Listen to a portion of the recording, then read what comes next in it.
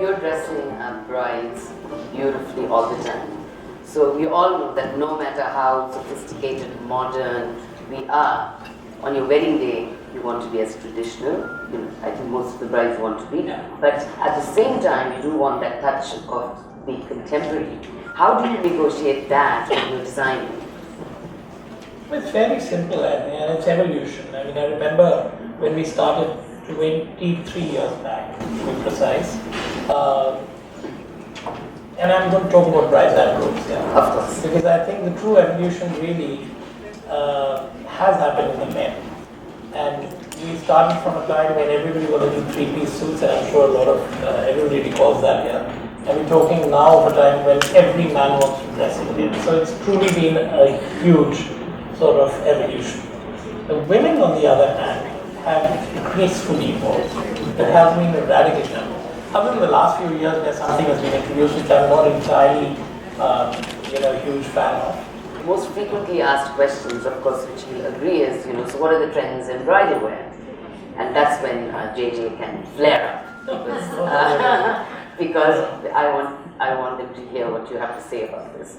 Well, I follow a very simple principle in design, Bandana, which is that if I can create something which can actually be worn down the generations and yet make it very relevant to the person who's buying it in a specific period of time, I've managed to achieve something. And Indian weddings are emotions running all over the place. They're not just a function.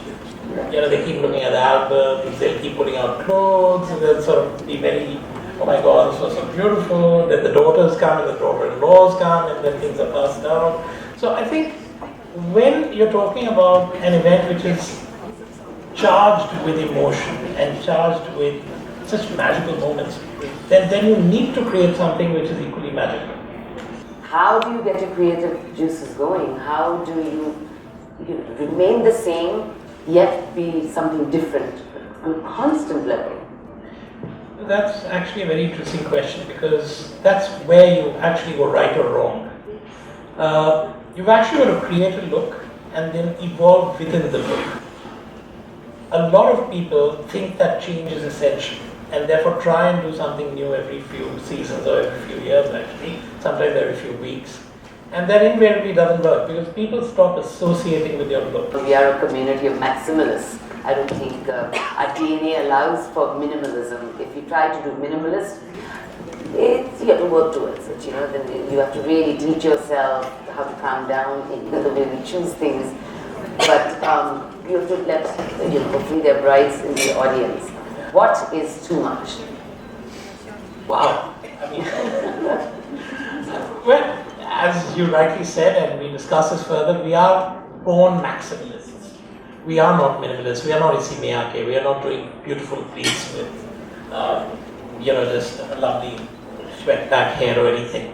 When the Indian wedding happens, that's the one chance that the bride and groom, actually, I'm again mentioning the groom, get to really dress up the part. And that's the part for a week where they transport themselves to another zone. And that it's not reality. They get into a world of fantasy, which is great. I mean, that's really what makes an Indian wedding. But I think that's exactly where your control is required. So, assuming that everybody is buying heavy clothes, because that's normally the norm, I think where everybody needs to focus on is what happens when they do the makeup and when they work with the hair and the jewelry. Because each one, every consultant who comes in, whether it's a hair person or makeup person, is going to say, yeah, you really need to do up your face, you have to look radiant.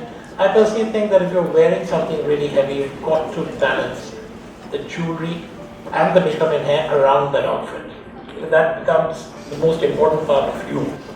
And then everything goes around it, because that's the only way you'll come out as a person. Okay, so we want to know the juicy bits. Who's the most difficult bride that you've dressed? Come on, no, describe this is not a good idea. We want a description. Like, how difficult was she? Actually, quite a few of them. See, here's the thing. Women always come and say they want something different. And doing something different for 23 years when essentially they want the same thing. I'll tell you what happens with the ones who are not different. That's a better way to approach it. The difficult bride is the one who wants something different and then she thinks she knows it all. And to wrap this up, you have things for the boys too? Yes. Okay. yes, we are decent boys too. Of course.